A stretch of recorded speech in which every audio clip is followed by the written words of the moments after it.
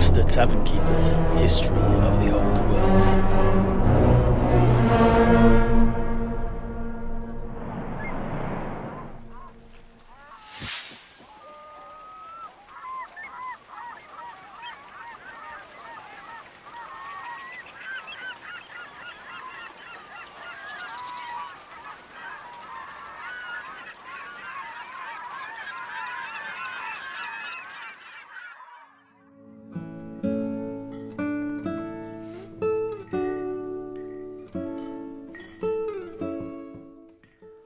Well, that was eye-opening.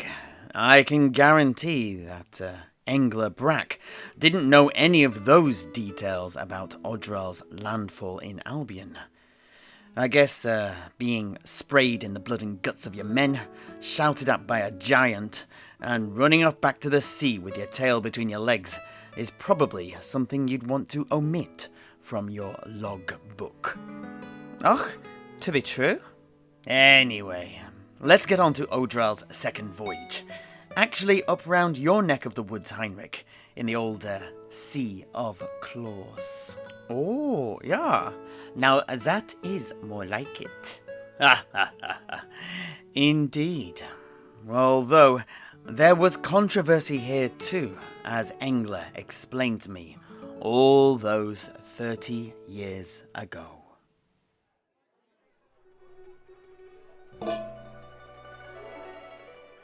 Noon, the entries in the Acta Nautica ex Odralis for the second voyage of Odrall are far longer and more detailed than those of his journey to Albion for some reason. In fact, they begin with his preparations. With the loss of his first ship, the Iron Shield, in the harbour of Marienburg itself, Adalbert the Younger, Odral's mentor in the cult of Manann, managed to procure a second ship for Odral, called the Iron Crown, an even sturdier vessel than the first. Och, no way to crow off the cock there, Septimus. Yes, go on. What is it, Master Alchemist? Oh, well, the cult of Manann. Well, this Adalbert the Younger in particular seemed to be pouring a lot of resources into Odral's ventures without much in recompense. What's the crack there, then? Ah, now, I should have expected such a perceptive question from you, my dear Sedrik. To answer it, well, yes, indeed. Odral was creating a valuable resource with all of the maps and navigational observations that he was making, but were such things worth 2 whole boats, their crews, supplies, and the like? The answer is twofold. No, in the short term, but yes, in the long. However, what tipped the scales here is perhaps not immediately apparent, but if you dig a little deeper, you'll soon discover that there were in fact 2 separate things motivating Adalbert to bend over backwards to facilitate his protégé's adventures. Firstly, he had managed to persuade some very influential leaders of Marienburg's mercantile families, almost all of whom were members of the cult and involved in shipbuilding, to invest heavily in Odral's voyages, in return for copies of the maps he made. This offset many of the cult's overheads and would give these families a marked advantage over their competitors in future generations. The second reason was love. Many said that Adalbert loved the young orphan like a doting father, and could not help but indulge the whims of his adopted charge. That said, there were also rumours that the love between the 2 priests was somewhat more personal, let's say. As in between 2 consenting adults. Oh, now that sounds more intriguing. Indeed. Both are heartwarming in their own ways, I suppose. But let's leave the rumour mill and return to our story.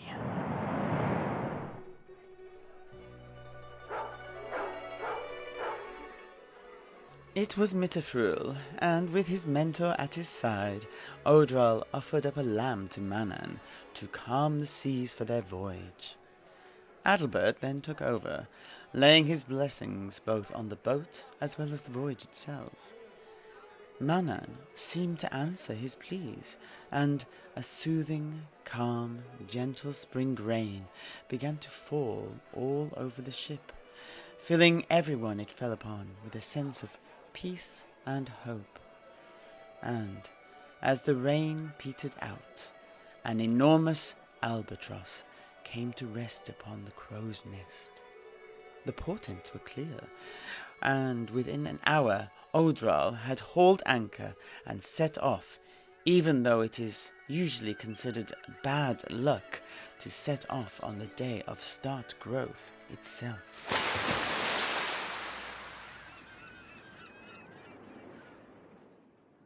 After clearing the Reich Delta, this time Odrall sailed east rather than west, as he did on his first voyage. This took him along the northern coastline of the Empire, a route well known and detailed in the sketch maps of a number of other travellers from earlier periods, but an area that had yet to feel the touch of a master cartographer. Purposefully and methodically, Odrall stopped at every settlement that dotted the coast of Nordland, meticulously drawing maps of the coastline and cataloguing the types, populations, and other salient details of all the places he visited. During my time following in his footsteps, I too visited each of these places. Some had prospered, some had withered, and some had vanished without a trace. I made notes on each. As I mentioned earlier, in many of these seaside enclaves, Odrall founded small chapels, grottos, and hermitages, and it was chronicling the fate of these that formed the bulk of the documentation that I submitted to the cult. From talking to locals, I also learnt that where it had been impossible to build a place of worship to Manann, be that due to resources or objections from some quarter, Odrall had blessed the local initiates, and these stories have been preserved orally. I too chronicled these tales. I dare say that the impression that Odrall made during this time has led to the vast majority of coastal settlements on the Sea of Claws claiming to have been visited by Odrall during his second voyage. These are perhaps not erroneous claims, in my humble opinion. A particularly famous tale from this period is told by the bards of the militant order, the Sons of Manann, based near what is now the town of Saltkalten, in Ostland, although it was little more than a hamlet back in the 10th century.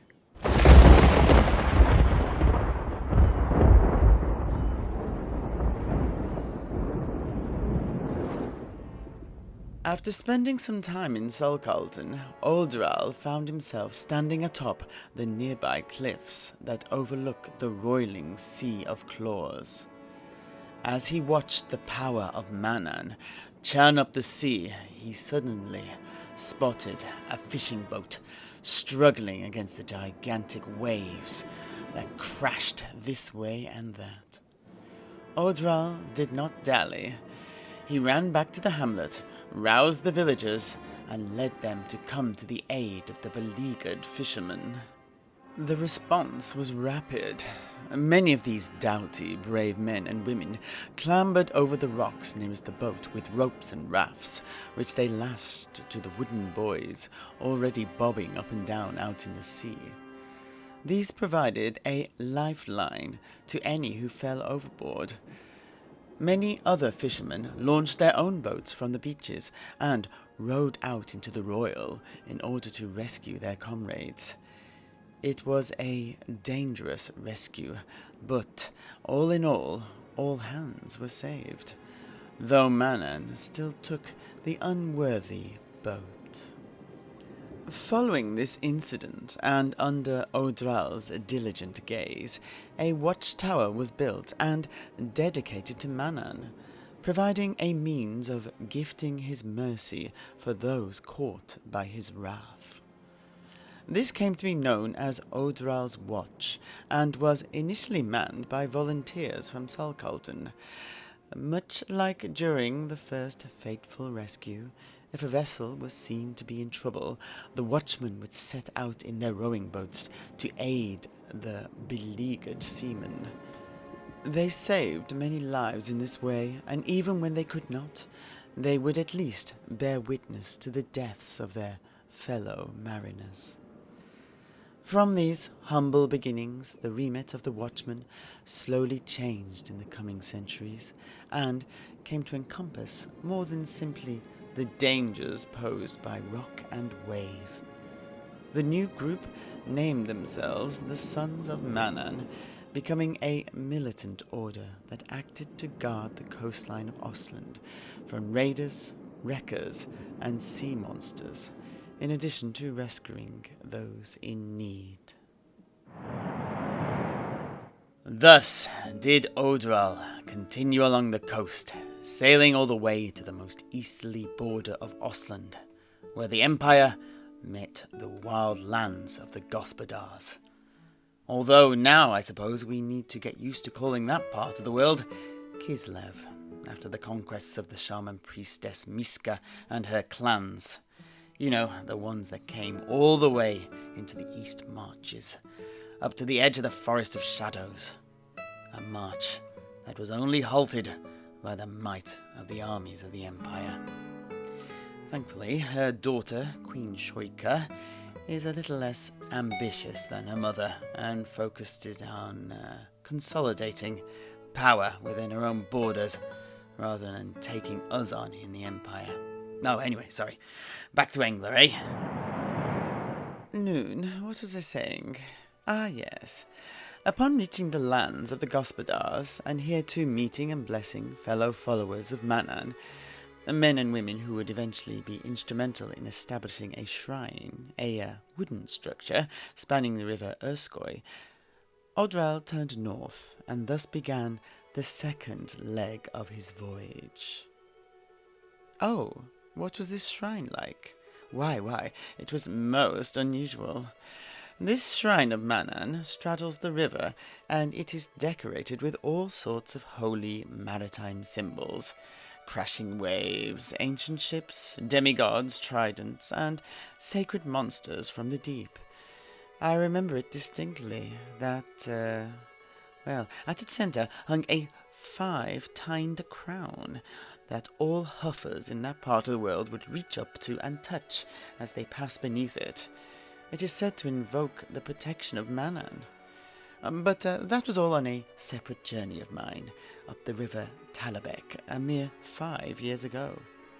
Noon, after going as far east as we could along the coast of the Sea of Claws, we turned back, unlike Odrall.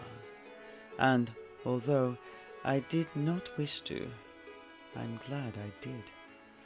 For in doing so, I met the love of my life.